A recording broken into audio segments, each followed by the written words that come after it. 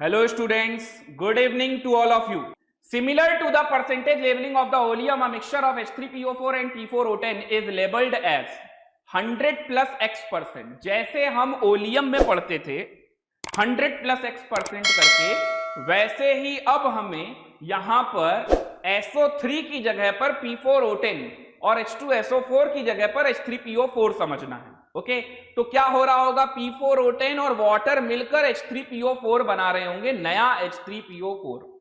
अब आपसे बोला जा रहा है where X is the maximum mass of water. X क्या है, वाटर का मास है, वो तो पहले भी चलता था वैसे ही. Which can react with P4O10, the 100 gram mixture of H3PO4 and P4O10. जैसे हम लोग ओलियम लेते थे H2SO4 और SO3, वैसे ही H3PO4 और P4O10 का 100 ग्राम मिक्सचर लिया गया है. If such a mixture is labeled as 127%, the mass of P4O10 in 100 gram of the mixture is. Okay? तो चलिए इस क्वेश्चन को सॉल्व करते हैं. 127% है, इसका मतलब इसको भी वैसे ही ब्रेक करना है और 27 ग्राम हमारे पास क्या हो गया, वाटर. और इस हिसाब से 100 ग्राम क्या हो गया हमारे पास, 100 ग्राम में हमारे पास आ गया है H3PO4 और साथ में P4O10. अब रिएक्शन क्या होगी कि P4O10 प्लस वाटर ये मिलकर बनाएगा नया वाला H3PO4. इस रिएक्शन को जरा बैलेंस भी कर लेते हैं.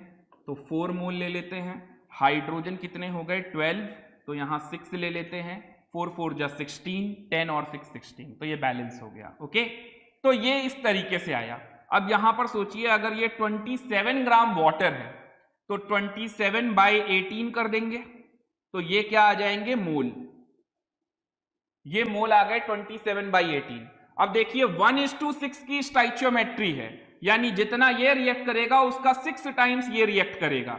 तो इसके मोल कितने हो जाएंगे, 1/6 इंटू 27/18. क्लियर हुआ.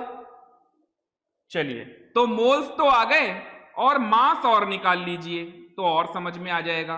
तो मास कैसे निकालेंगे भाई, ये तो 27 ग्राम आपने को बोला ही गया है और इसके मास में मोलर मास और जोड़ दीजिए. तो P4O10 का मोलर मास फास्फोरस का होता है 31 इंटू 4 प्लस 16 इंटू 10, तो ये तो बन गया हमारा 160 और ये बन गया हमारा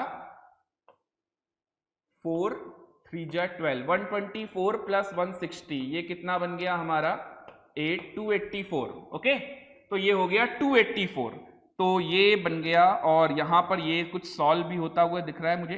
3 2 जा 3 9 जा, ठीक है.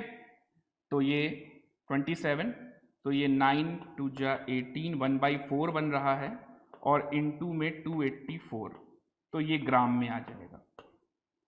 क्लियर है. ये P4O10 का मास आ गया. अब ये P4O10 का जब मास आ गया है तो अपने से क्वेश्चन में क्या पूछा गया था, जरा देखिए. P4O10 का ही मास पूछा गया था 100 ग्राम में. बस इसको सॉल्व कर लीजिए, ये आंसर हो गया अपना. P4O10 71 ग्राम, ये आंसर आ गया.